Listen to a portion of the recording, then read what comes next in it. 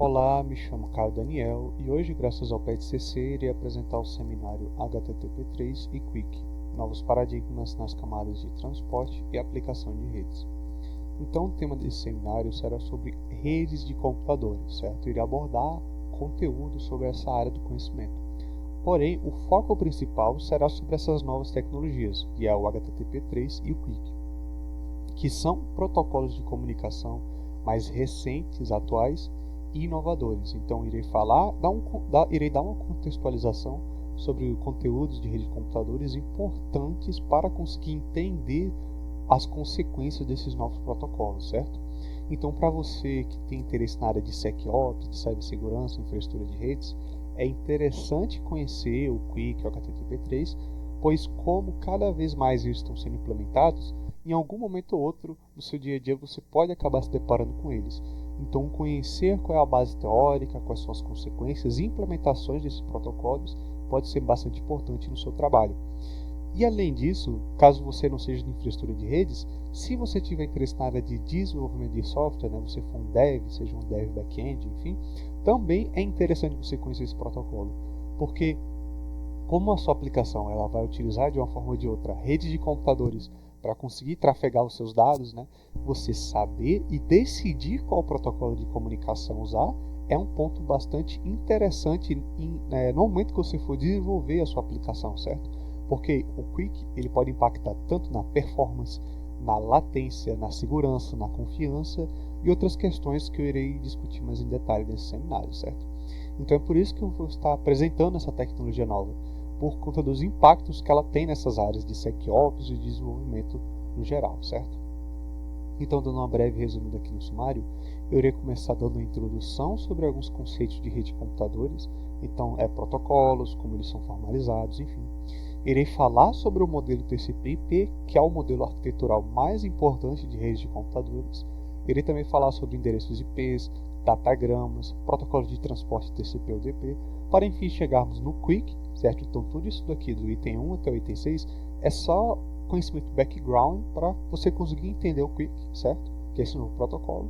Irei falar também sobre a sua implementação, a implementação dele no HTTP3, para enfim chegarmos na conclusão de tudo isso, em que eu irei apresentar qual é a discussão, as discussões mais atuais sobre esse novo protocolo, quais são os trade-offs, então quais são os pontos positivos, os pontos negativos, quais são as consequências e tudo mais. Para enfim eu poder agradecer a atenção de todos vocês nesse seminário, certo? Então meu nome é, como eu falei, é Caio Daniel e eu sou bolsista do programa de educação tutorial do curso de Ciência da Computação. Então vamos lá. Vou começar contextualizando o Quick. Então podemos começar entendendo o que significa a sua sigla, que é Quick UDP Internet Connections, ou conexões de internet via UDP rápidas, ou conexões de internet rápidas via UDP. Enfim, mas o que isso aqui está dizendo? O que isso significa? Entenda o Quick como um protocolo de redes. E o que é um protocolo de redes? Um protocolo de redes é basicamente, eu vou detalhar um pouco mais tarde, mas ele é basicamente um conjunto de regras, certo? Um conjunto de regras bem definida que dois computadores ou mais computadores dentro de uma rede precisam estar seguindo elas tintim por tintim para poder fazer essa comunicação, para poder iniciar o tráfego dos dados, certo? Então um computador só vai conseguir se comunicar com o outro se ele estiver seguindo esse protocolo, se eles entre si estiverem de acordo com as regras de comunicação. É basicamente isso a ideia. Então são conexões que usam a internet, certo? Rápidas, essa é a ideia do Quick, que também vão utilizar o UDP, que é outro protocolo de comunicação, O UDP é um protocolo mais antigo e o Quick ele vai utilizar ele para estabelecer as suas conexões, certo? Mas lá na frente, na apresentação, eu irei explicar em mais detalhes como é que isso aqui é implementado, certo?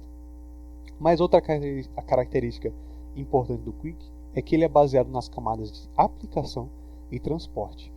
Entenda no momento que isso aqui implica que ele é um protocolo tanto de nível alto, então de high level de abstração, ou seja, ele está mais perto do usuário, ele está na aplicação, quanto ele pode ser, ele também é kernel level, ou seja, ele é um nível mais baixo, mais próximo do kernel do sistema operacional, que é essa camada de transporte aqui. Irei detalhar também mais à frente. Mas aqui, o principal que você tem que entender é que o Quick ele veio com o objetivo de melhorar tanto a performance, a segurança, a latência, o throughput, enfim, diversas questões, né, e problemas até que os protocolos antigos, como esse UDP aqui, tinham, certo? Então a ideia dele é realmente mudar bastante coisa e melhorar outras. Mas a gente vai ver ao decorrer em que ponto ele faz isso, em que outros pontos ele não consegue fazer, e em que pontos, né, estão melhorando isso, certo? Então essa é a ideia. Por ser algo novo, cada vez mais está sendo melhorado, implementado e tudo mais. Então vamos lá, por que ele foi criado? Né? Essa é uma pergunta também interessante. Ele foi criado por Jim Honskine em 2012 no Google. Então, apesar de eu dizer que ele é um protocolo novo, ele está sendo desenvolvido já faz bastante tempo, certo? Porém, a data é o que eu acho mais importante, é essa daqui. A data em que ele foi oficializado via documento RFC pelo IETF em 2021, em conjunto com o HTTP3. Então, o que isso aqui significa? Pensa que um protocolo de comunicação é algo sério, é algo formal, que não, por exemplo, aqui em 2012, ele estava sendo usado apenas pelos sistemas do Google. Mas como é que um sistema da Apple, um sistema da Microsoft, um sistema do Linux, enfim, vai utilizar esse protocolo se apenas o Google sabe quais são as suas especificações, certo? Então, por isso que é importante, o mais importante, né, essa data em que ele foi oficializado. Então, que a partir de organizações internacionais, que é o caso do IETF, né, e depois de várias discussões, enfim, pareceres técnicos, especificações, conseguiram formalizar esse protocolo no documento, com bastante detalhe técnico, base teórica e tudo mais, que a partir daí, né, outros sistemas, outras instituições e organizações vão poder basear-se nesse documento para poder utilizar esse novo protocolo, certo? Então, e também, apesar de 2021, né, já parecer um pouco mais longe agora, 2024, ainda assim demora um pouco até ele ser completamente implementado ou se estabelecer, né, como um protocolo que vai ser usado e vai realmente trocar todos os outros protocolos antigos de redes, porque os protocolos antigos como o UDP, TCP ainda estão sendo utilizados, certo? Por bastante parte da internet. Então vai demorar ainda até o Quick conseguir fazer o que ele planeja fazer, que é meio que suplantar esses protocolos antigos. E como eu falei, ele continua sendo atualizado, implementado e melhorado gradualmente. Mas além dessa questão dos objetivos do Quick, o interessante você saber, questão mais numérica, né, é que atualmente, feita essa pesquisa de 2023, cerca de 9% de todos os sites na internet usam o Quick, certo? Usavam o Quick. Que isso eu já diria que é bastante coisa, certo? Mas como ele é um protocolo criado pelo Google, o ponto principal dele estar sendo bastante utilizado é porque o Google utiliza bastante ele, certo? Então o Quick é usado por mais da metade de todas as conexões com os servidores do Google. E isso é um número que está aumentando cada vez mais e o objetivo é chegar aos 100%, certo? Então é por isso que ele está sendo cerca de 9% da internet usa ele, né? Porque o Google é o principal search da internet, o Chrome é o principal navegador da internet. Então se o Google é o que mais utiliza, né, consequentemente vai impactar profundamente nesse número aqui. Mas não se trave nisso, né? Outras instituições e organizações também estão começando a utilizar ele pelos seus pontos positivos mesmo, né? Então Facebook, Microsoft, Meta, Apple e outras organizações famosas de tecnologia. E agora falando uma curiosidade, né, um teste prático, se você quiser saber se o site que você está vendo, né, usa o Quick ou não, você deve ir nas ferramentas de desenvolvedor. Você irá fazer isso clicando em inspecionar da página ou apertando a tecla F12 do tela do seu teclado. Na ferramenta de desenvolvedor, você irá para a aba de redes e lá terão todas as conexões feitas, certo? Aqui 200, o status dela, get, enfim. E nessas conexões, você irá ir aqui no cabeçalho dela e irá ver na versão HTTP3. Tudo que tiver HTTP3 utiliza o Quick, porque o HTTP3 implementa o Quick, certo? No seu protocolo. Então essa é uma forma rápida assim de você descobrir se um site está usando o Quick ou não, certo? E a título de curiosidade, isso aqui eu estou fazendo no Firefox, certo? Eu acho que no Chrome você precisa de uma extensão específica para você conseguir ver a versão da conexão que foi feita, certo? Mas essa é uma forma rapidinha de você conseguir descobrir se o site usa ou não. Você pode fazer isso no YouTube, Gmail, enfim. Curiosidade interessante. Mas agora, voltando para o que é importante, né? Então bora voltar para as bases teóricas aqui, né? O que são protocolos de redes? Eu vou começar introduzindo isso. Então, o que são protocolos de redes? O que é isso? Como eu já disse, eles são um conjunto de regras, mas regras de comunicação, né? Mas regras sobre o que? Do que eles formalizam, né? O que eles estabelecem. Eles estabelecem regras de comunicação. Então, entenda a comunicação como a questão, por exemplo, da sincronia dela. Então, o tempo de saída e o tempo de chegada. É importante isso estar bem estabelecido na hora de comunicar pacotes. A mensagem, certo? Então, por exemplo, como vai ser o formato dessa mensagem? Vai ter conteúdos, por exemplo, só conteúdo? Vai ter metadados? Então, vai ter informações sobre as informações, né, que estão sendo trafegadas. Esse é um ponto bem interessante. Como também a codificação, certo, da mensagem.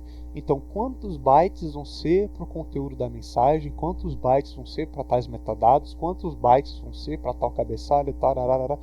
Enfim, tudo isso em questões funcionais também, né, é bastante interessante dizer isso, que, por exemplo, a forma como um site na internet, não sei, por exemplo, o WhatsApp Web, trafega a sua mensagem é diferente como um Google Meet trafega o áudio e vídeo em tempo real, né? São comunicações, tipo, são bytes que estão sendo trafegados, tudo é byte, porém a forma como isso é feito é bastante diferente. Então, isso aqui de questões funcionais é bem importante, porque um protocolo que vai determinar, por exemplo, o VoIP, o VoIP, vai determinar o WebSockets que vai ser utilizado para áudio e vídeo em tempo real, né? Utiliza conceitos bastante diferentes de um protocolo HTTP padrão que o WhatsApp usa, enfim, os protocolos de transporte, certo? Então, por exemplo, vai determinar se a conexão é multiplexada ou não, se vai usar algum string de comunicação e não, enfim, questões mais específicas e técnicas de como vai ocorrer esse transporte, certo? E tudo isso daqui, tipo codificação, se vai, por exemplo, se a mensagem vai estar criptografada ou não, como irá ocorrer esse transporte, todas essas questões bastante específicas de cada protocolo. Então, cada protocolo vai ter as suas especificações para um uso específico, tem que estar de acordo entre os computadores comunicantes nas redes, certo? Então, toda vez que você estabelece uma comunicação e envia um pacote na rede, quando esse pacote chega no outro computador de destino, sempre ocorrerá etapas de verificação, certo? O outro computador, o receptor, ele terá estágios dentro dele que ele irá receber o pacote, irá verificar nesse pacote se ele está de acordo com o protocolo que foi usado para poder trafegá-lo, certo? É basicamente assim que computadores diferentes, em redes diferentes, conseguem se comunicar. Então, por exemplo, mesmo que esse computador aqui esteja do outro lado do mundo desse daqui, a partir de toda a infraestrutura da internet, então roteadores, ISPs, enfim, distribuidores, enfim, toda a questão, toda a infraestrutura da internet vai fazer com que esse pacote, o dado, né, desse computador chegue no outro a partir das especificações de um protocolo, não sei, IP, HTTP, UDP, TCP, basicamente essa a ideia, certo?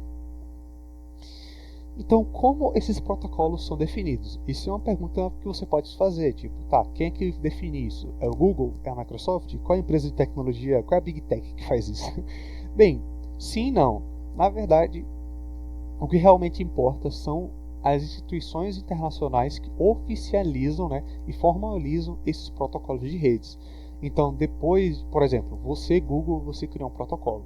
Mas para esse protocolo poder ser utilizado por outras instituições, você precisa ir em organizações internacionais, discutir com as outras pessoas, até que finalmente você vai poder formalizar tudo isso em um documento ou vários documentos que deem uma explicação teórica de como funcionará esse protocolo, né? Dê as especificações dele e todos os seus conceitos. E a partir desses documentos, certo? Esses documentos gerados, é que os engenheiros de software irão implementar esse protocolo. Então entenda que esses documentos que vão formalizar um protocolo, eles não dão um guia prático, não sei, de como implementar esse protocolo em C, de como implementar em Python, em JavaScript. Não. Quem vai fazer isso são os engenheiros de software, seja de software ou de hardware também, ponto importante.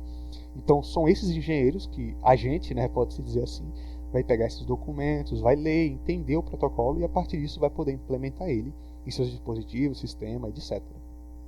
Então, Uma organização internacional que eu tinha até mencionado é o IETF. Tem outras também, como o I3E. Mas eu acho que para a internet a principal é o IETF, que é a Internet Engineering Task Force, ou Força Operacional de Engenharia para a Internet, né? Uma tradução que pode ser feita. Esses protocolos novos, essas tecnologias novas são levados até o IETF, eles discutem, debatem. A partir desses debates, eles vão gerar uma documentação disso, eles vão documentar em RFC, que são Request for Comment. São documentos que vão, como eu falei, vai estar a base teórica, conceitos e tudo mais. E a partir desses documentos, a gente, né, nós desenvolvedores de software, engenheiro, enfim, iremos implementar em nosso sistema. Então, seja na pilha de rede do Linux, seja no modem Wi-Fi, seja no celular, enfim. Esses documentos RFC, eles apenas são um molde abstrato, certo? Eles apenas definem de forma abstrata como vai funcionar esse protocolo. Então, qual vai ser o formato da mensagem, quantos bytes serão usados para isso, aquilo, qual é o fluxo de trabalho dele, para assim as linguagens de programação, né, que seja lá qual for que você for utilizar e implementar isso, certo? Então, por exemplo, você pode pesquisar na internet o RFC 793, que é um documento bastante antigo, diga-se de passagem, é de 1989, 83, se eu não estou enganado, que nele, já naquela época, né, eles já fizeram esse documento para definir o TCP, que é um protocolo bastante importante da internet, né, que é o Transmission Control Protocol, que está lá bem definido. Por exemplo, tem esses diagramas aqui que definem qual vai ser o fluxo de envio de mensagens do protocolo, vai definir o formato da mensagem e tudo mais, certo? E também nós temos alguns documentos mais novos, por exemplo, esse aqui 1989, esse aqui já é um pouco mais atual, enfim. Tem vários documentos desse, caso você tenha curiosidade de olhar.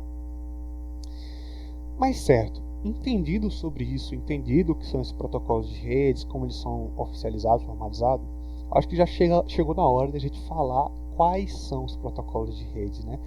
Quais são os mais importantes, o que a gente precisa saber para começar a trabalhar em rede de computadores.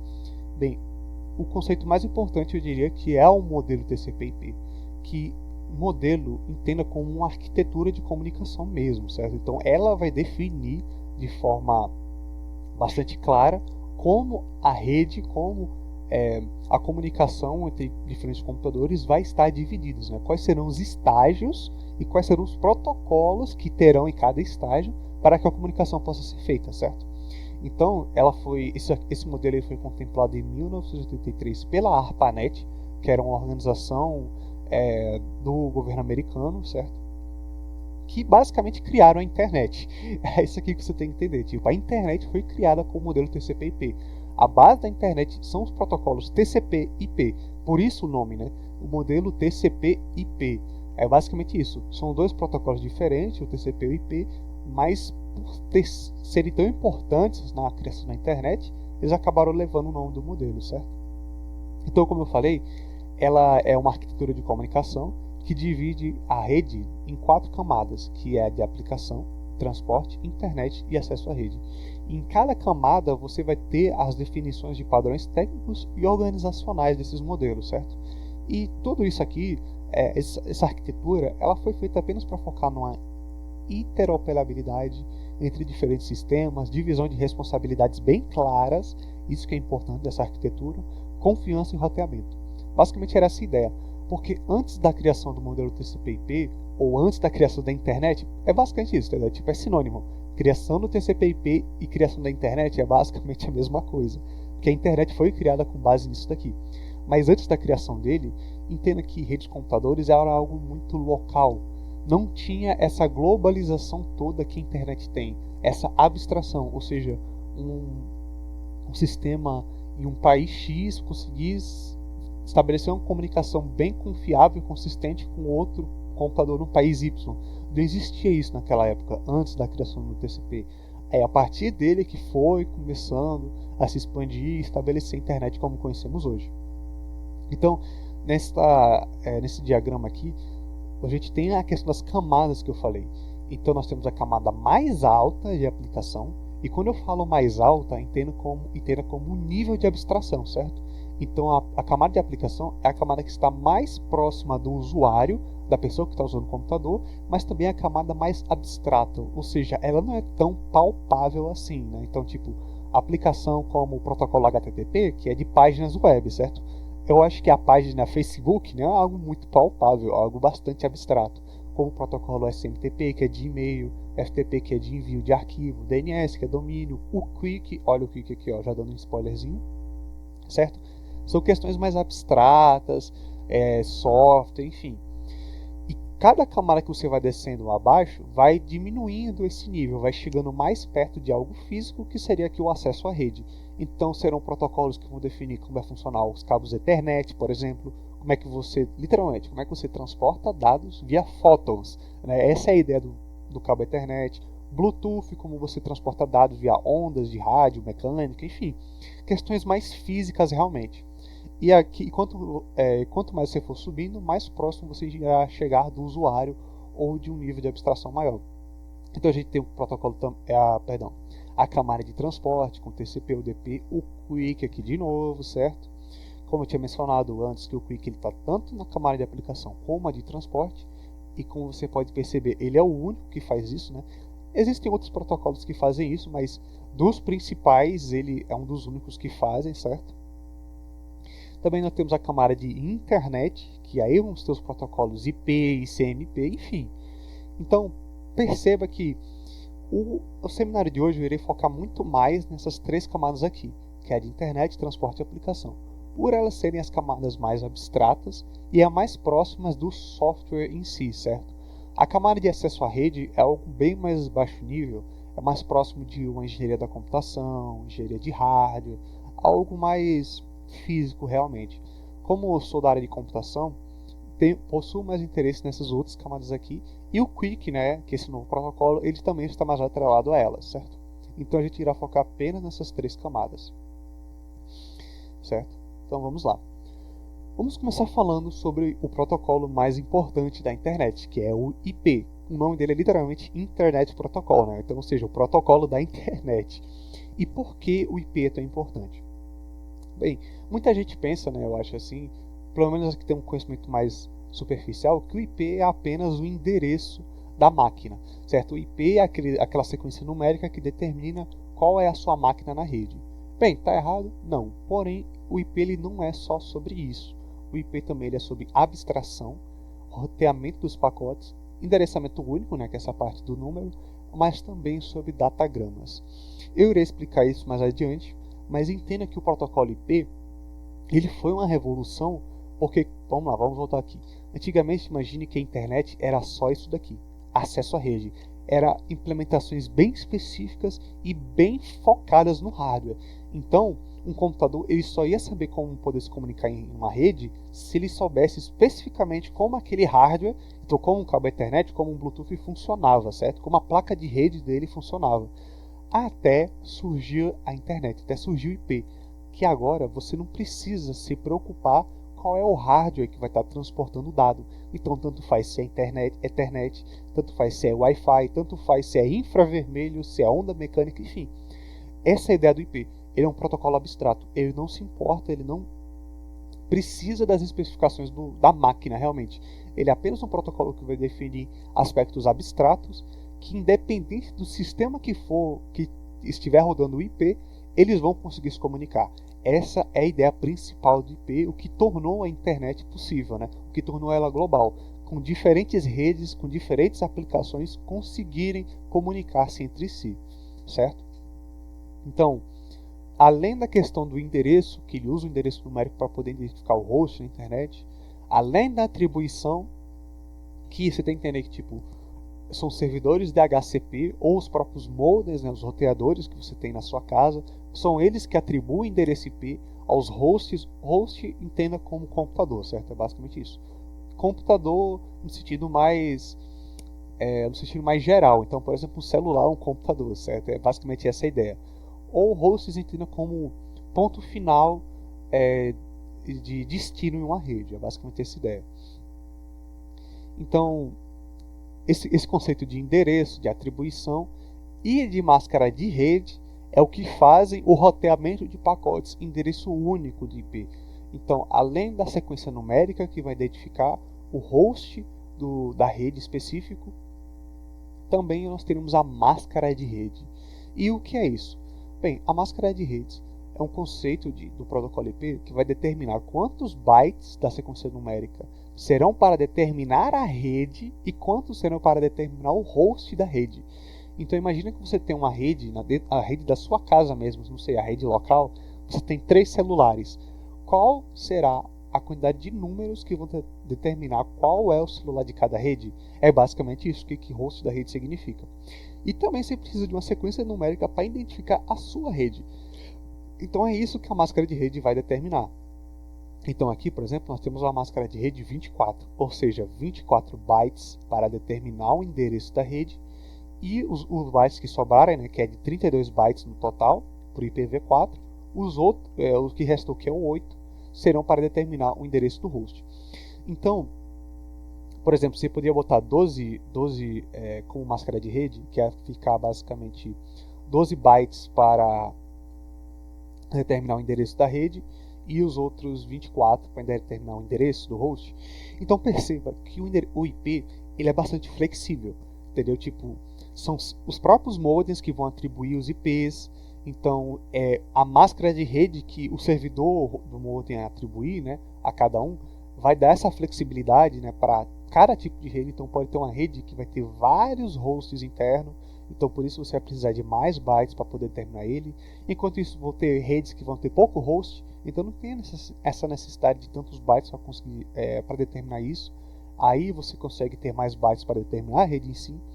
Enfim, então essa flexibilidade na formação dessa sequência numérica que vai determinar a unicidade do seu computador na rede é o que torna o IP eficiente no seu roteamento dos pacotes, certo? E só um adendo que isso aqui, esse exemplo aqui, é para o IPv4. O IPv4 é a implementação do IP de 32 bytes. Porém, também teríamos o IPv6, que é maior, enfim, 128 bytes e tudo mais. Mas apenas para explicação básica, para conseguir entender esse conceito de internet, eu acho que o IPv4 é o melhor para poder explicar isso daqui. Mas os mesmos conceitos de máscara de rede e atribuição também são implementados no IPv6, apenas de uma forma mais específica, mais diferente. Então vamos prosseguir. Agora iremos falar sobre datagramas, certo? A gente já entendeu qual era a ideia do IP de universalizar a comunicação dos dados, né? A comunicação não, mas em si o endereçamento dos computadores numa rede. Essa era a ideia dele, de conseguir em uma rede global você puder identificar cada um dos computadores nela. Outra ideia bastante importante do IP que ele define são datagramas. O que é isso? Datagramas são formatos virtuais de dados atribuídos aos payloads transportados na rede. Então, payload, entenda outro termo técnico, né, além de host, né, agora payload, entenda payload como conteúdo propriamente dito, né, o conteúdo que vai ser transportado na mensagem. Então, um datagrama ele vai definir como vai ser o formato dos dados, do pacote em si, né? Opa, olha o termo aí, ó, popularmente conhecido como pacote. Ele vai definir como será o pacote que será transportado na rede, certo? Então, se lembra que eu falei que um protocolo ele tem que definir informações de mensagem, o formato da mensagem, a codificação, né? Então, tudo isso vem nos datagramas. Essa é a ideia deles. É um formato mais abstrato de como vai ser formado um pacote que vai ser trafegado, certo? Então, por exemplo, você teria aqui o payload, ou o conteúdo que vai ser transportado, e um datagrama envolvendo ele.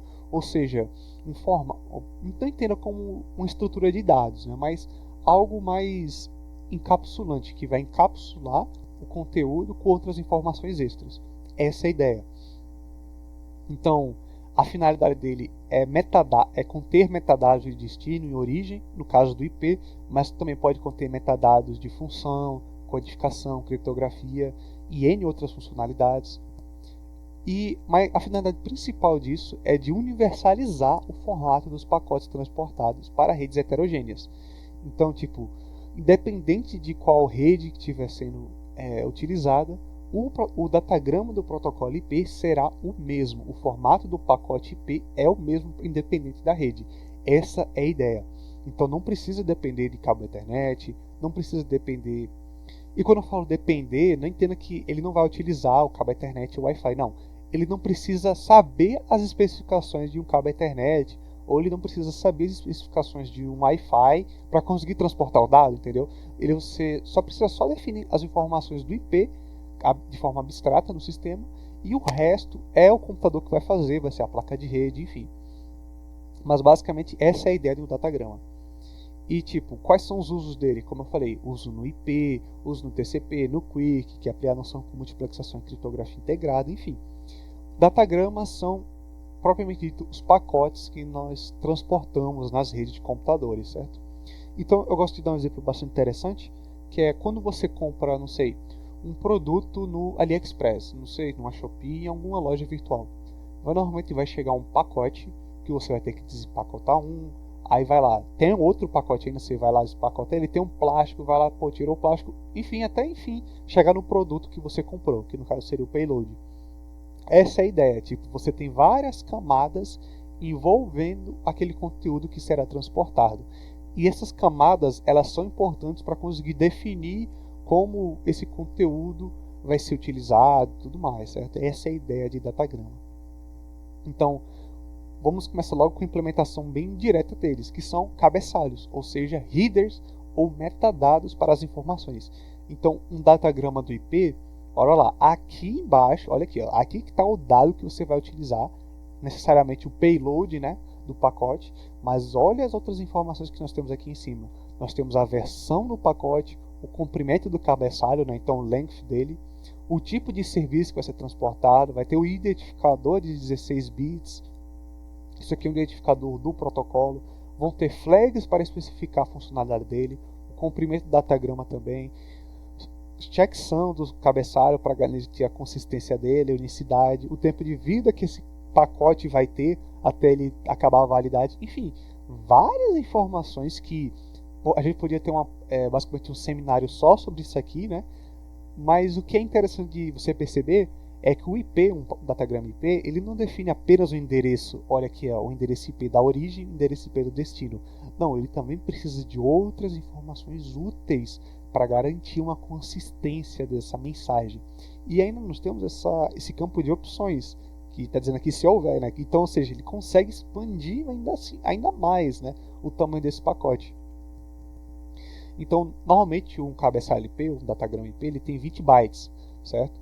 Então aqui, por exemplo, está 32 bits, mas é 32 bits para cada linha dessa. Então, 32 bits aqui, 64, 98 e por aí vai. E normalmente é bastante grande, certo? Então pode chegar a 20 bytes ou mais. Também nós temos o cabeçalho UDP, que é outro protocolo que eu vou detalhar mais, que já é um pouquinho menor. Então, tipo, perceba como cada protocolo ele tem o seu tamanho padrão de datagrama. E tudo isso aqui vai sendo associado, vai encapsulando o dado em si, ou seja, o payload, o conteúdo que será transportado, certo? Então, tipo, eu falo encapsular, né? Mas como o computador é algo sequencial, é como se ele estivesse sendo implementado no começo do dado, certo? Então, os bytes de começo é o cabeçalho IP, depois vem o DP e enfim vem o payload. É basicamente essa a ideia. Então agora eu vou mostrar aqui um diagrama, certo? Um fluxograma propriamente dito, que exemplifica como funciona o redirecionamento desses datagramas, tanto a formação como esses datagramas eles são enviados na rede, como eles são utilizados na rede. Então imagina aqui comigo, um usuário, ele está, não sei, no WhatsApp, ele está digitando uma mensagem, clicou Enter para enviar a mensagem. A partir dessa ação do usuário, vai ser gerado, né, ou já vai estar gerado, o payload dele, o conteúdo dele, que no caso seria a mensagem escrita. E quando ele aperta Enter, na página web, né, considerando que seja o WhatsApp Web, ele vai chamar uma função POST, né, que é uma função do HTTP, que, feito isso, ele irá fazer um encapsulamento da aplicação. Então, vamos lembrar do modelo TCP/IP, das camadas. Qual é a camada mais alta? A camada mais alta é a camada da aplicação, porque é a camada mais próxima do usuário. Então, o usuário acabou de clicar o Enter. A primeira função que chama é a função POST, que está atrelada ao protocolo HTTP, que é o protocolo das páginas web, né? Então aí vem o HTTP, encapsula o dado, ou seja, ele adiciona metadados sobre o payload, certo? E forma o seu pacote HTTP. Então, encapsulamento da aplicação. Depois disso, normalmente ele chama uma função send. Isso daqui é uma função mais de sockets, ou seja, é um low level, um nível mais abaixo, um nível mais de sistema operacional e de kernel, já está distante do seu sitezinho web, da sua aplicação web aqui. E feito isso, normalmente o protocolo que é chamado é o TCP. O TCP é um protocolo de transporte, ele já é da camada de transporte. E por que? Assim, um fato interessante de mencionar é que isso aqui é um exemplo, tá, galera? Isso aqui é um exemplo, mas é um exemplo que é o mais comum, certo? Por exemplo, em sites na internet, o protocolo que sempre é chamado é HTTP, o de transporte é o TCP e por aí vai. E o TCP, normalmente, ele começa pegando essa mensagem grande aqui e segmentando ela. Então, ele basicamente pega ela e divide em N partes, em que ele vai lá divide elas. Então, por exemplo, o próprio datagrama HTTP, ele também é dividido, certo? Ele também é quebrado em outras partes. E ele faz tudo isso para poder, aí sim, né, poder encapsular tudo com o seu próprio datagrama TCP. Então ele pega a mensagem, segmenta ela e cada segmentozinho vai receber o seu próprio datagrama, vai receber o seu próprio metadado. E feito isso, depois, né, de encerrado esse processo do TCP, ainda vai vir o protocolo IP, certo? Então lembra lá das camadas. A camada de aplicação, camada de transporte, camada de internet. Quando chega na camada de internet, vem o protocolo IP e encapsula novamente todos os segmentos com seus próprios datagramas IP. E feito isso, agora sim a gente chegou no nível mais físico realmente, no nível mais low level. Então a função hashmit aqui é apenas uma função de exemplo que é mais de driver, de rede, certo? É algo bem mais relacionado ao hardware que um Linux, por exemplo, chamaria essa função. Que aí vai acontecer o frame, que ele vai pegar esse pacote IP aqui, todo esse pacote, né, com IP, TCP, HTTP3, ele vai pegar isso daqui e vai adicionar metadados MAC, CSR, enfim. Isso são questões mais específicas para poder transportar esse pacote via um cabo Ethernet, certo? É apenas nessa parte aqui que acontece as especificações mais físicas mesmo para poder o transporte dos dados. E pronto, ok. A gente basicamente está com o nosso pacote pronto para ser enviado. O que é que vai acontecer aqui? Vai acontecer os next hoops, ou seja, saltos, próximos saltos, em que esse pacote irá transportar de roteador para a estação de comunicação da ISP, a estação, também seja cabos ultrassubmarinos, enfim, ele vai simplesmente sendo transportado de roteador até chegar no computador de destino, certo? No receptor. E feito isso, finalmente o seu pacote chegou no computador. O que é que vai acontecer? Como eu falei anteriormente, um protocolo ele precisa garantir que aquele pacote esteja de acordo com as suas regras. Então o computador receptor ele vai lá, ele desencapsula o datagrama IP, então, ou seja, ele pega todos os dados do datagrama IP, verifica cada um e se está tudo ok, certo? Ele descarta ele, faz a mesma coisa com o TCP, faz a mesma coisa com o HTTP e por fim, enfim, o conteúdo daquele pacote vai chegar no destino da ação. Ou seja, no caso, uma mensagem do WhatsApp, né, vai chegar na pessoa que ela foi enviada. É basicamente essa a ideia do datagrama. Então, você tem vários estágios, seja de alguma aplicação web, seja de alguma aplicação mobile, enfim, que vai ter várias camadas até ela chegar no seu destino final. Então, você vai ter um datagrama IP, HTTP, datagrama HTCP, IP, enfim, várias etapas até você conseguir enviar o dado por si. E um adendo a se comentar é que isso aqui apenas detalha, apenas demonstra etapas, estágios. Mas na vida real, tipo, na implementação mesmo, é bastante mais informação que eu tenho que entender, tipo a parte de segmentação. A implementação disso aqui é bem mais complexa, enfim. Como eu falei, tipo, imagina o seguinte, cada estágio aqui, encapsulamento da aplicação, segmentação, TCP, enfim, cada estágio poderia ser um seminário por si só, certo? Se a gente fosse detalhando o máximo possível. A ideia aqui é dar um resumo geral desses conceitos para aí sim a gente conseguir entender um pouquinho como o protocolo QUIC ele funciona, certo? Então agora prosseguindo, nós iremos falar sobre o UDP, que é o User Datagram Protocol. agora a gente já saiu da camada internet e a gente está subindo um pouco na hierarquia. A gente está chegando nos protocolos de transporte, que o foco deles é o transporte dos dados. E o UDP ele é um protocolo que foca principalmente em sem conexão, orientação à mensagem, fim a fim, independente de SO. O que você precisa entender com isso daqui? Essa parte de independente de sistema operacional é mais da questão abstrata que o próprio IP já tinha, certo? Mas o UDP ele é um protocolo sem conexão e orientado à mensagem. Isso significa o seguinte: ele é um protocolo muito mais simples. Ele não precisa de uma quantidade, como por exemplo IP, enorme de dados para conseguir especificar como transportar aquele pacote. Não, ele basicamente transporta, entendeu? Essa é a ideia. Ele não garante a entrega correta da mensagem. Ele simplesmente pega o pacote que vai ser enviado, que precisa ser enviado, e envia ele, entendeu? Essa é a ideia. Ele não garante se o pacote chegou. Ele não estabelece uma conexão prévia entre o receptor antes de poder enviar o pacote. Então, posso dizer que dos protocolos de transporte, ele é o mais simples que tem. Ele não estabelece uma conexão entre o receptor e ele não é confiável por ele não estar, por essa conexão estar estabelecida, não tem como você garantir se o protocolo chegou, se o pacote chegou ou não. Ele apenas envia ele e não garante nada. Então ele nem estabelece ou encerra a conexão entre os dispositivos, certo? E isso pode causar problemas de confiabilidade, enfim. Mas por que algo assim existe? Bem, porque é performático e barato. Tipo, o datagrama da mensagem é bem mais simples e pequena. Como eu falei, é só 8 bytes, né? E tipo, para um pacote, 8 bytes para 20 bytes não tem tanta diferença.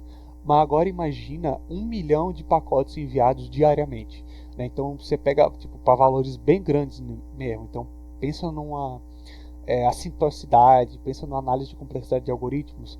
Então, para quantidades enormes, esses 8 bytes para 20 bytes dão uma diferença bastante grande. De 8 bilhões para milhões para 20 milhões, enfim. Ele também tem uma latência bem menor e consumo de recursos bem reduzido, bastante reduzido. E também um maior throughput, que é basicamente a quantidade de dados que estão sendo enviados, e às vezes pouca largura de banda. Então, apesar de ele ter esses problemas de não confiabilidade, de segurança baixa, de não garantir a entrega do que ele estará enviando, apesar disso, ele tem uma performance alta e um custo bastante baixo. Então, olha como é simples um datagrama UDP, comparado a IP, que tinha as flags, tinha a versão, enfim, tinha outros dados. Basicamente o que ele tem é a porta de origem, a porta de destino, o comprimento desse datagrama e um checksumzinho para garantir que ele não será duplicado, e por fim teremos os dados aqui. Então perceba como é simples isso daqui, né? Não tem tanta complexidade nesse datagrama. Então basicamente a ideia dele é isso, entendeu? Um servidor ele pede um dado via UDP, o UDP vai lá e envia. Vem a requisição, vem a resposta de forma imediata. Ele não tem outros estágios, outras setinhas aqui dizendo ou estabelecendo uma comunicação e uma conexão entre esses dois computadores. Não, ele só envia a mensagem. E isso é um conceito interessante para a gente entender, porque agora que a gente está entrando nessa parte de transporte, o Quick, ele já dando um adiantamento, já adiantando um pouquinho, o Quick ele vai entrar nessa ideia de conexão, de você conseguir garantir tanto a entrega quanto o envio do pacote e ser performático. Então entenda que agora a gente está na parte de transporte, a gente já passou da parte de identificação, de roteamento, e agora está na parte de consistência no envio daquele dado, certo?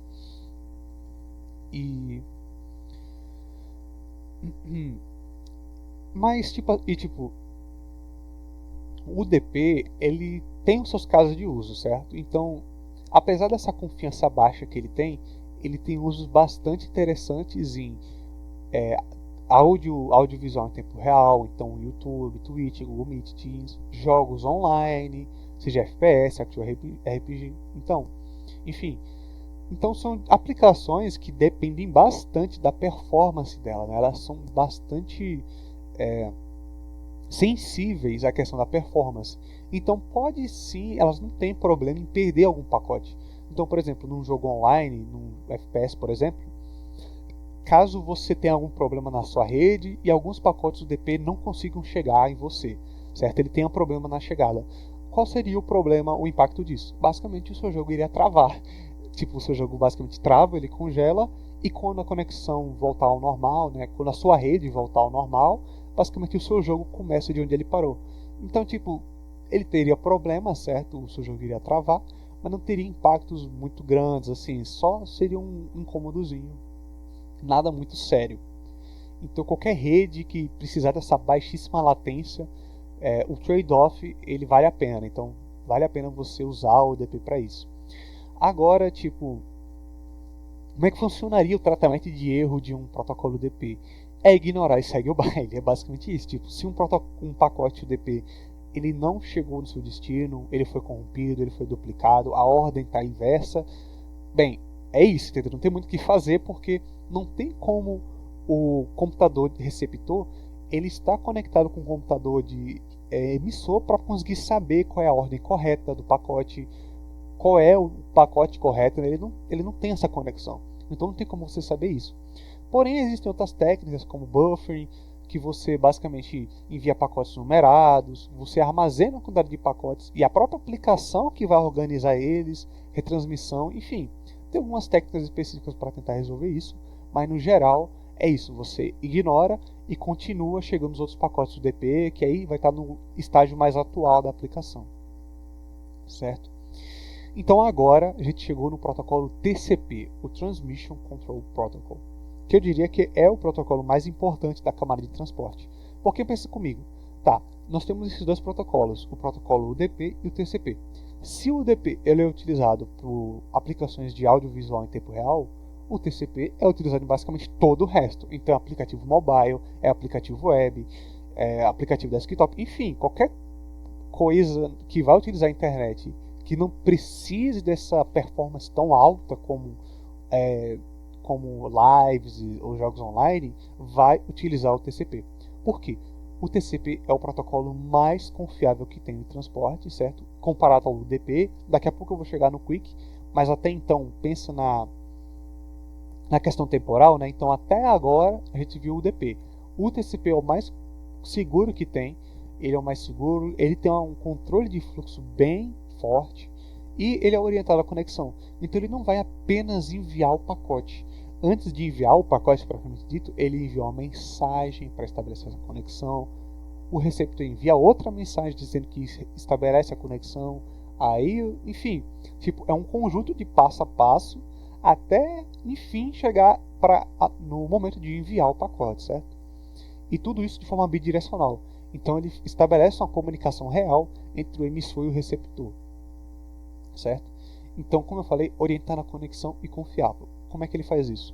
Antes de enviar os dados, ele vai estabelecer essa conexão entre as duas partes, vai encerrar e finalizar ela. Isso garante que os pacotes cheguem na ordem correta, não duplicados e sem bugs. E como é que ele faz isso? Ele faz isso porque essa conexão está sendo monitorada constantemente. Então sempre vai ter um retorno do que está acontecendo nela, certo? Então é dessa forma, por exemplo, que um TCP ele pode garantir a ordem correta de um pacote que foi enviado ou não. E garantindo também se ele não está duplicado, etc. Com essa comunicação bidirecional. E apenas uma piadinha aqui, né? O TCP ele é como se fosse o inverso do DP. É o DP elevado a -1, barramento de UDP, o conjunto complementar do UDP, né? Porque enquanto o UDP ele foca apenas em enviar e ser o mais rápido possível nisso, o TCP não. O TCP ele foca em todas as outras questões em volta. Questão de segurança, consistência, não duplicidade, não corrupção, ordem, enfim, ele foca em tantas outras questões, né, que a performance acaba sendo jogada de lado. Então ele é o datagrama dele, né, costuma ser maior, complexo, então é 20 bytes, 60 bytes, pode ter até mais. Ele tem uma latência bem maior, um consumo elevado de recursos, menor throughput, né, então menos dados vão ser transportados por pacote e ele exige mais largura de banda. Então, apesar de ele ser o protocolo mais indicado para você garantir uma comunicação segura entre diferentes computadores, ele tem esse lado negativo dele, dos problemas de performance, né? Então, vamos voltar aqui. olha como era o datagrama UDP, certo? Basicamente, além dos dados transportados, 4 campos de especificações do protocolo: número de porta, origem, destino, comprimento checksum. Agora, olha aqui comigo como é o datagrama TCP. É bem maior, não é mesmo? O número de porta de origem e destino, número de sequência, número de confirmação. No caso, isso aqui é para confirmar o pacote, e o número de sequência também. Nós também temos o comprimento dos cabeçalhos. Esses símbolos aqui, NS, CWR, ACK, SYN, enfim, tudo isso aqui são flags que o TCP irá enviar para o receptor, né? E o receptor também irá enviar para o emissor. Vai acontecer essa comunicação, esse envio de flags para estabelecer como posso dizer, estabelecer a conexão da comunicação, certo? Então, por exemplo, o ACK, esse aqui, ele é uma mensagem que vai dizer basicamente para o receptor: ó, estou querendo estabelecer uma conexão com você, que vai vir junto com o sync, certo? Então vem o sync primeiro, errei a ordem. Primeiro vem o sync, que esse sim vai pedir: ó, olha, receptor, eu quero estabelecer uma conexão com você. Aí depois ele envia uma mensagem ACK, e essa aqui vai ser de acknowledge, certo? Ou seja, ele vai reconhecer a conexão, e depois ele vai enviar um SYN-ACK, enfim, estabelecendo a conexão por fim. E também tem outros aqui, como esse de fim, que vai finalizar ela, esse RST de resetar. Então perceba como nós temos várias opções para o monitoramento, né, para o tempo de vida da conexão. Então a gente pode resetar ela, pode finalizar, pode sincronizar, pode acknowledge, né, ou seja, ele pode reconhecer a conexão. Enfim, e tem outras aqui, NS, CWR, enfim. Também nós temos o checksum, opções e outras questões aqui do TCP.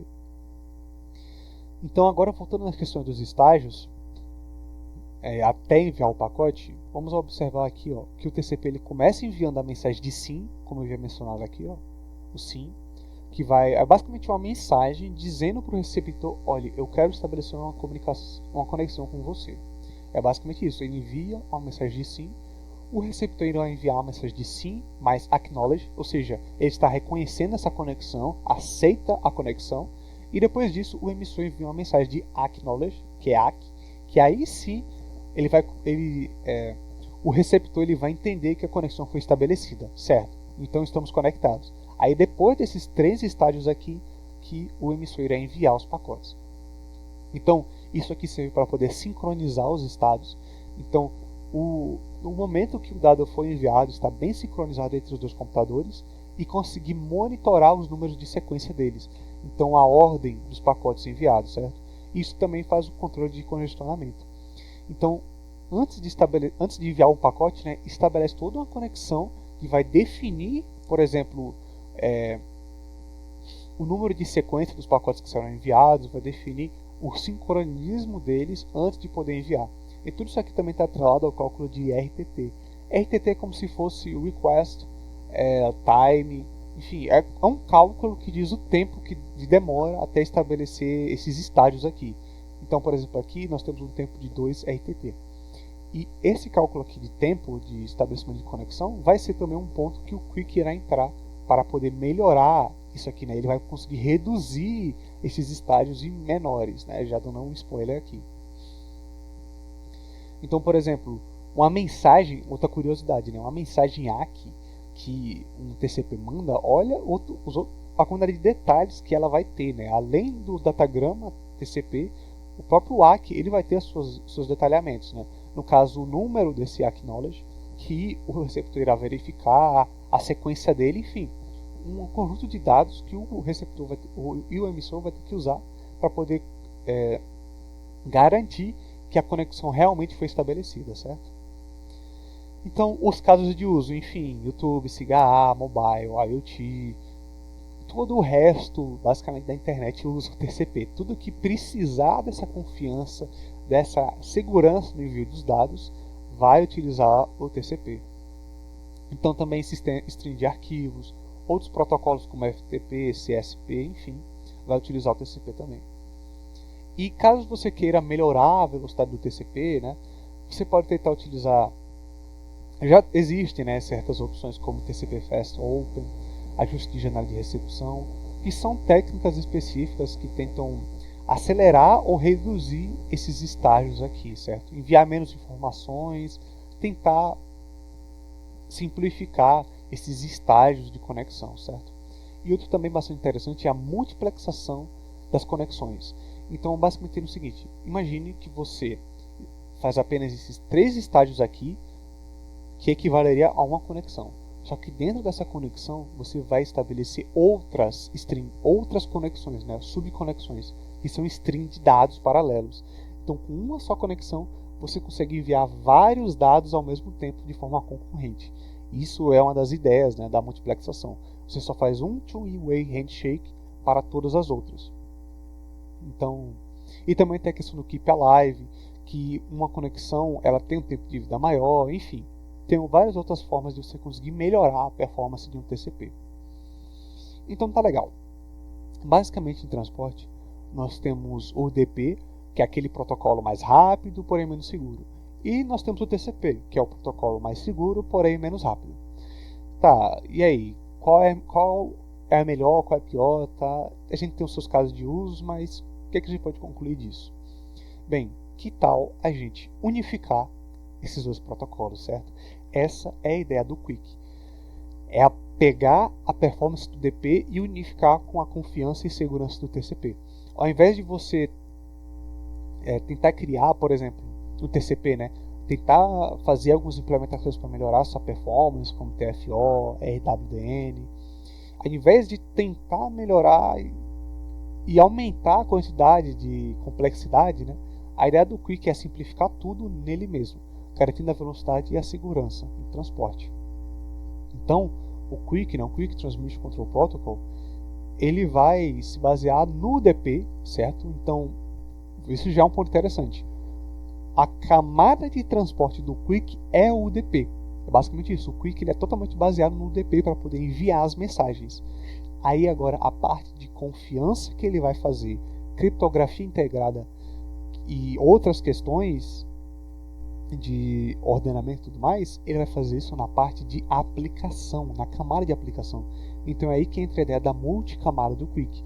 Ele funciona tanto na camada de transporte como na de aplicação. Então, o fundamento dele é que se é um protocolo multicamada, ele utilizar conceitos da camada de transporte, né, que é mais baixo nível de kernel, e da camada de aplicação, ou seja, algo mais próximo do usuário, algo que um desenvolvedor pode definir como ele vai atribuir, como é que ele vai utilizá-lo, certo? Então ele não depende totalmente da pilha de rede de um Linux, de um Windows ou coisa assim. É o seu programa que vai definir como é que o Quick vai funcionar, certo? Ele é implementado bem mais high level mesmo.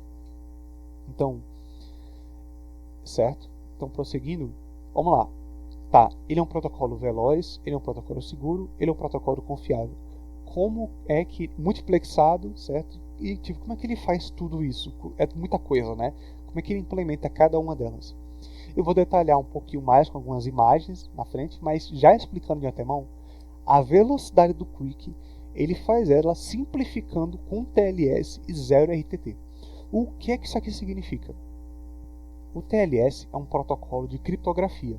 Esse protocolo de criptografia, ele utiliza um handshake, ou seja, ele utiliza estágios de conexão entre o emissor e o receptor para assim poder enviar mensagens criptografadas, certo? Então, o TLS ele vai enviar, por exemplo, a mensagem para o receptor dizendo que a chave pública é tal, a mensagem criptografada é tal. O receptor vai responder concordando com isso e após isso o TLS, né, ele vai enviar a mensagem criptografada.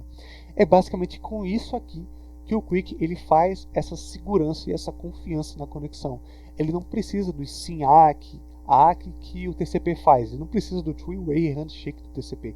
Apenas com o TLS ele já faz isso. E ele pode garantir um tempo de 0 RTT nas suas conexões. Ou seja, uma conexão que ela não precisa estabelecer estabelecer a conexão, certo? Ele não precisa fazer os estágios TLS, ele simplesmente envia o dado. E isso daqui ocorre, esse 0 RTT, para as conexões que já são conhecidas. Então, se você se conectou previamente com algum receptor, esse receptor ele fica reconhecido na pilha de rede e você não precisa reestabelecer essa conexão via TLS. Não, você apenas envia o pacote via UDP. E também, além disso, ele faz uma retransmissão seletiva dos pacotes perdidos. Então o TCP ele tinha um controle exaustivo de quais pacotes, de como os pacotes eram enviados.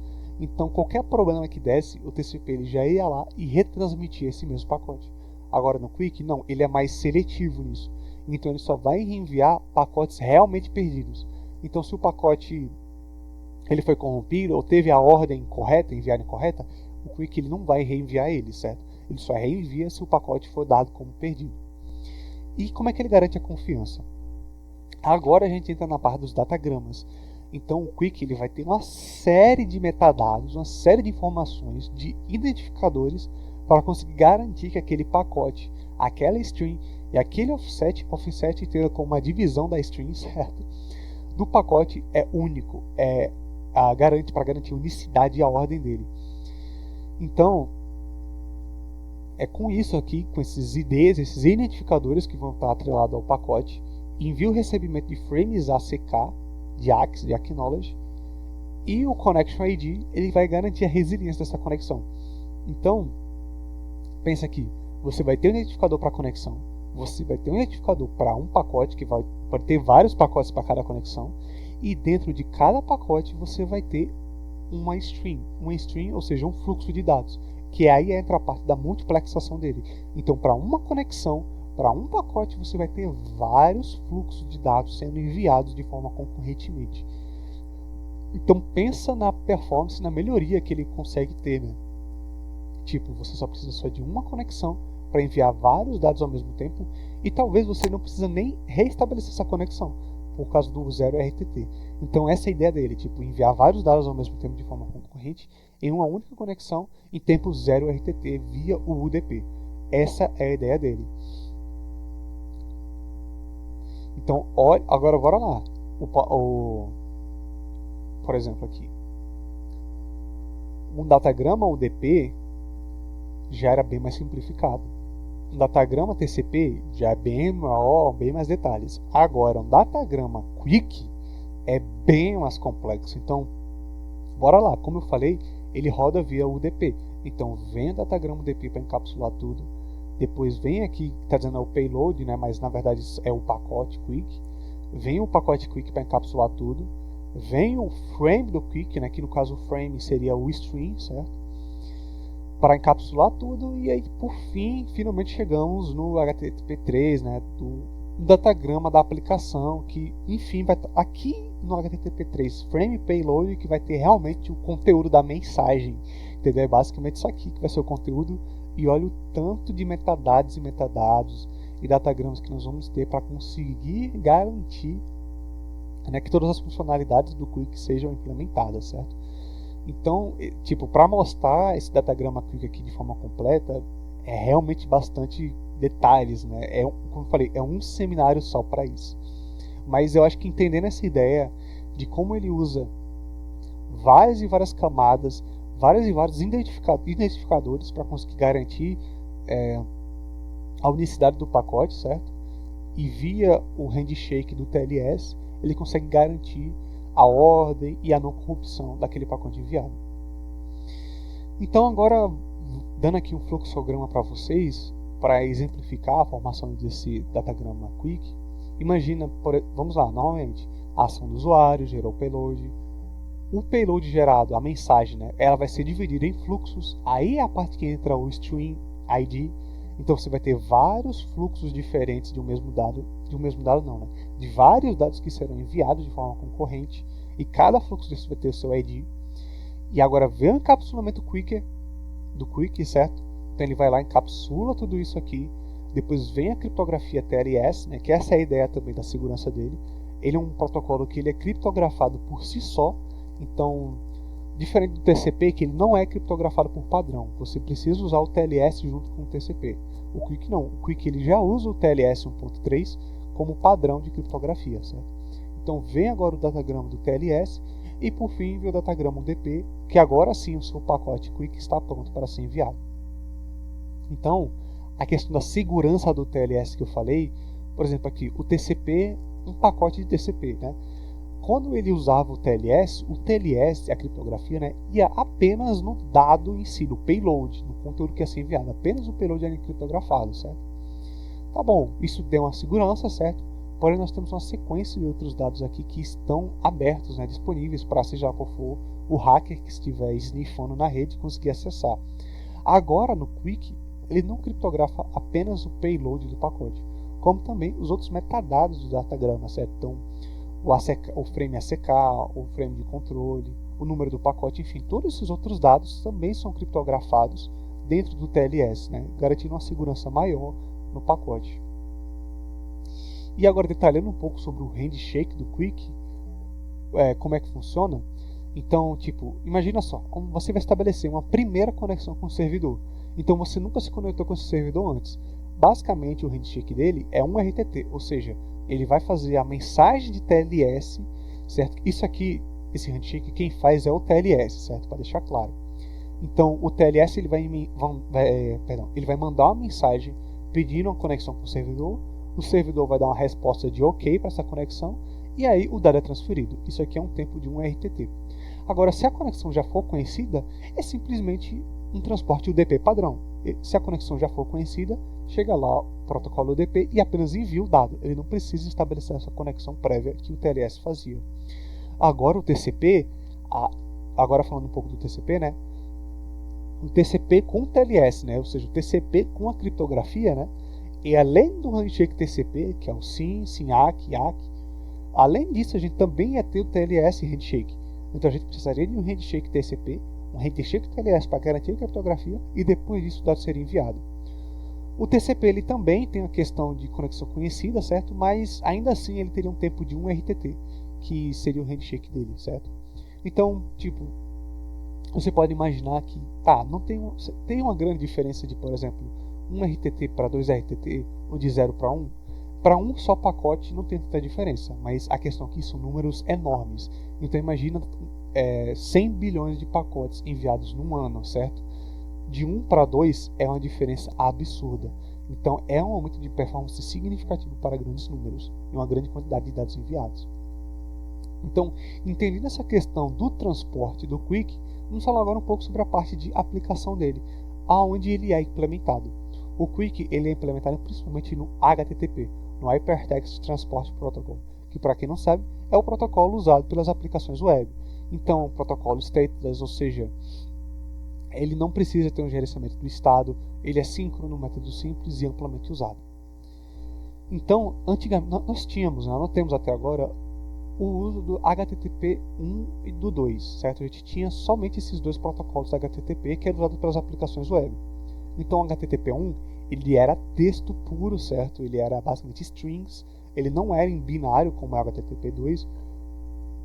O TLS, que é a criptografia, era algo opcional, ele rodava em cima do TCP e, claro, por ser internet, tinha que vir o IP. Aí chegou o HTTP2, que apresentou o TLS como obrigatório, tem multiplexação, TFO, enfim, certo? Com binário. Porém, ainda assim, o HTTP2 ele tem problemas de lentidão, problemas de hacking, né? Por exemplo, como eu falei, a questão do cabeçalho do TCP não ser criptografado, certo? Isso garante que um hacker ele possa fazer ACK spoofing e outras técnicas de invasão. E por fim, chegamos no HTTP3, que é a versão mais nova dele, que é tudo em binário, utiliza o Quick com o TLS para poder fazer a criptografia e outros dados de confiabilidade e conexão, e irá rodar no UDP, certo? Para poder fazer o transporte. Então vamos lá. Qual é a conclusão de tudo isso? TCP, UDP e Quick. A conclusão é a seguinte: o Quick para o desenvolvedor, pela característica multicamada dele, ele garante uma flexibilidade de controle absurdo que um dev pode ter. Então, por exemplo, você desenvolvedor, você não precisa ter você não precisa, né, se preocupar na implementação de um TCP/UDP que o seu próprio sistema operacional faz, né? Então é o Linux que vai fazer a implementação dele, é o Windows que vai fazer. Não, o Quick você importa ele. Ele é uma biblioteca que você pode importar no seu software, você pode utilizar ele da forma que você bem entender. Isso é uma flexibilidade muito boa na hora que você estiver desenvolvendo um software. E claro, ele é uma opção para melhorar o desempenho, certo? Então, tipo, uma aplicação web, você tem várias formas de você conseguir melhorar a performance dela. Mas entenda que o Quick é uma opção, né, para você conseguir fazer isso. Você trocar o HTTP2 pelo HTTP3. Porém, ele pode ter uma dificuldade de implementação em aplicações sem suporte, então certas linguagens que não têm a biblioteca do Quick ainda desenvolvida e tudo mais. E agora, para SecOps, ou seja, para você que é de cibersegurança, de infraestrutura de redes, o Quick ele pode, como eu falei, tanto para desenvolvedores, ele é uma opção de melhorar o desempenho, certo? Então, ele é mais uma opção dentre várias outras para você conseguir melhorar o desempenho da sua rede, e também ele garante uma segurança maior pela criptografia do cabeçalho contra ataque de hackers, envio de pacotes errados, para tentar fazer um bypass em via SymFlow e outras questões assim. Ele tem uma segurança maior do que os pacotes anteriores, como o TCP. Porém, uma questão que possa dar uma resistência no uso do Quick é a dificuldade de firewalls e ferramentas de rede para conseguir inspecionar e analisar esses pacotes Quick. Porque como os cabeçalhos estão sendo criptografados, é mais difícil para um firewall conseguir acessar esses dados desse cabeçalho e conseguir verificar se o pacote não tem nenhuma intenção de invadir a rede ou que tem algum dado corrupto ou coisas parecidas. É mais difícil para um firewall fazer isso, certo? E por isso que o Quick ele tem... Há uma discussão, né, sobre isso, né, de se ele deveria ser implementado amplamente ou não, por conta dos firewalls eles não conseguirem ter um controle completo sobre quais pacotes estão sendo enviados nessa rede, certo? Mas isso está sendo melhorado e já tem algumas opções na comunidade para tentar solucionar isso aqui. Então, enfim, muito obrigado pela atenção, pessoal. Espero que eu tenha apresentado de forma clara todos os conceitos aqui. Como eu falei, são conteúdos bastante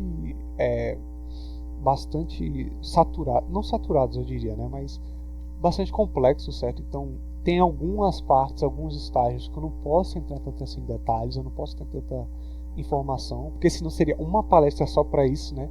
Mas a ideia aqui desse seminário foi pintar um quadro geral de tudo isso, né? Contextualizar vários conceitos de redes para enfim chegarmos nesses protocolos, nessas tecnologias novas, certo? Então muito obrigado pela atenção, pessoal. Caso tenha interesse mais sobre os conteúdos do PET, podemos aqui no nosso site e o nosso URL de Instagram, certo? Muito obrigado pela atenção.